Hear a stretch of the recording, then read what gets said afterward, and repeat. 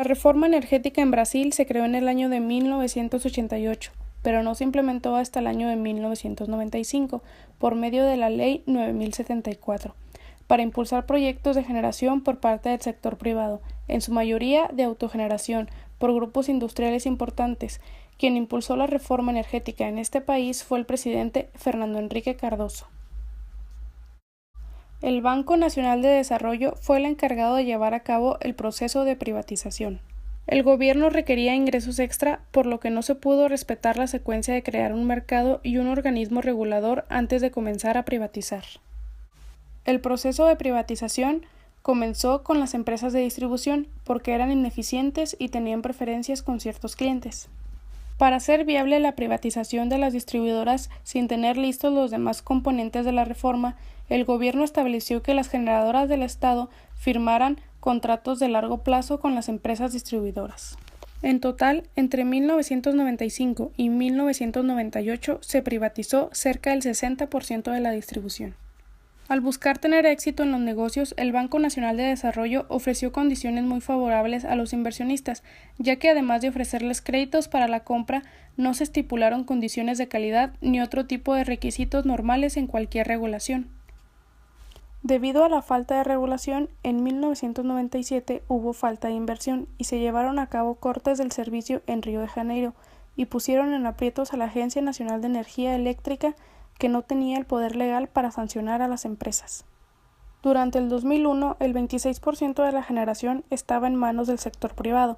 Debe tomarse en cuenta que solo una quinta parte pertenecía a una empresa generadora que se llamaba Gerasul. El éxito que alcanzó la privatización de la distribución no fue la misma que la de generación, debido a la demora en el establecimiento de las reglas del mercado y principalmente por la oposición política, quienes iniciaron una fuerte campaña en contra de la privatización.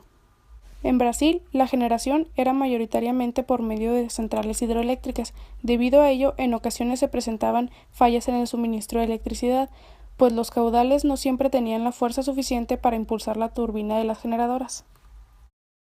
La generación de energía eléctrica con gas natural comenzó hasta el año de 1999, con la producción de gas natural localmente y la importación desde Bolivia a través de un gasoducto.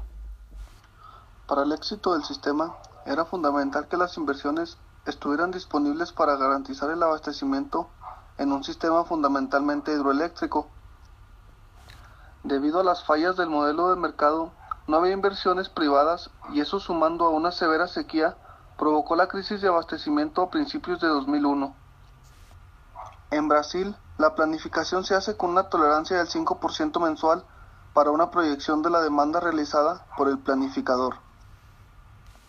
En el sistema brasileño, cada empresa distribuidora tenía la obligación de contratar el 85% de su demanda asegurada, pidiendo comprar el resto en el mercado de energía inmediata. Las distribuidoras contaban teóricamente con el 100% de la demanda contratada durante la crisis del 2001, así que los nuevos contratos realizados por estas estaban en riesgo de ser o no aprobados por la Agencia Nacional de Energía Eléctrica. Debido a la crisis del 2001, se tuvo que hacer un racionamiento de gran magnitud debido al bajo nivel de los caudales y el agua almacenada en los embalses, y se tuvo que crear la Cámara de Gestión de la Crisis para adoptar las medidas necesarias, incluido el procedimiento que habrá que seguir para racionar la energía para evitar el colapso del sistema y un apagón general.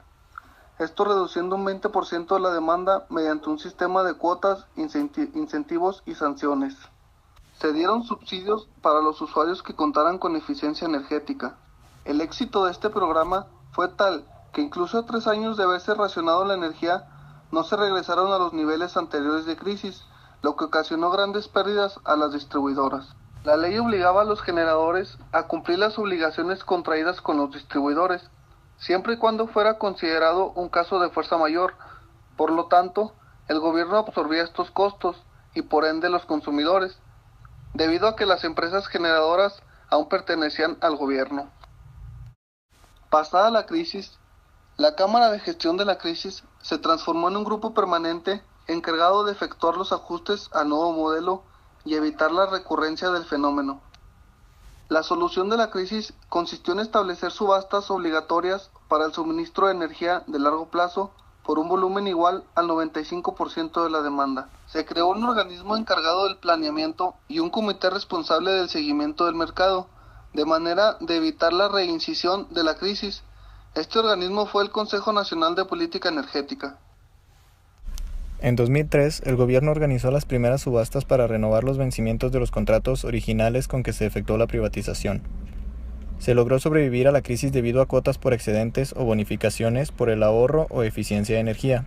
Los incentivos se complementaban con la amenaza de desconexión. En total, durante el periodo se pagaron unos 883 millones de reales. Las aportaciones del gobierno fueron de 405 millones de reales. La buena respuesta de los usuarios de bajos recursos puede explicarse debido a la entrega de lámparas compactas para crear conciencia sobre la eficiencia energética. Los consumos del 2000 no se igualaron hasta el 2003 y los consumos del sector residencial en el 2003 eran similares a los consumos de 1994. Con el objeto de facilitar la transición al nuevo modelo, las generadoras comprometieron toda su energía asegurada con las distribuidoras por medio de contratos con vencimientos escalonados a partir del 2003. En caso de no cumplir los compromisos, las generadoras deberían cubrirlos con compras al mercado de entrega inmediata. Debido al cambio de administración, en el 2002, la nueva administración consideraba un fracaso el modelo del sector eléctrico, por lo que se creó una plataforma presentada por un grupo de expertos simpatizantes del gobierno que se basaba en un regreso al control de todos los procesos y más inversión por parte del Estado para mantener las tarifas bajas. A pesar de esto, el modelo adoptado por Lula conservó algunas de las reformas de Cardoso.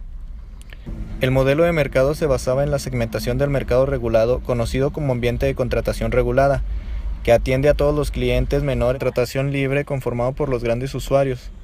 Las distribuidoras que participaban en el ambiente de contratación regulada obtienen la energía en dos subastas, una por energía vieja que se generan las plantas ya existentes y otras por energía nueva que son plantas que requieren construirse. Los objetivos por el gobierno actual son la estabilidad tarifaria y la disminución de riesgos a los inversionistas de generación. Se espera que el costo de suministro disminuya considerablemente y se garantice la inversión nueva, eliminando el riesgo de una falta en el suministro. Actualmente, México busca reformar los artículos de la Constitución que anteriormente prohibían a los inversionistas extranjeros invertir en transmisión y distribución de energía en el país, ya que desde hace tiempo existen empresas dedicadas a la generación, pero que tenían la obligación de realizar los contratos con Comisión Federal de Electricidad y no directamente con los usuarios. A diferencia de Brasil, quienes empezaron a privatizar la energía eléctrica del país desde 1995, México presenta un atraso notable, puesto que no es hasta 2017 que el país está apostando por permitir la inversión extranjera en este rubro. Un aspecto importante a considerar es que Brasil optó por permitir la privatización debido a que sus plantas de generación para aquel entonces dependían mayoritariamente de las plantas hidroeléctricas, y es por eso que en ocasiones existían cortes en los suministros derivados de sequías y bajos niveles en los embalses, lo que provocaba un descontento general. En México, la generación de energía eléctrica es mayoritariamente producida por quema de combustibles fósiles y desde hace unos años por quema de gas natural.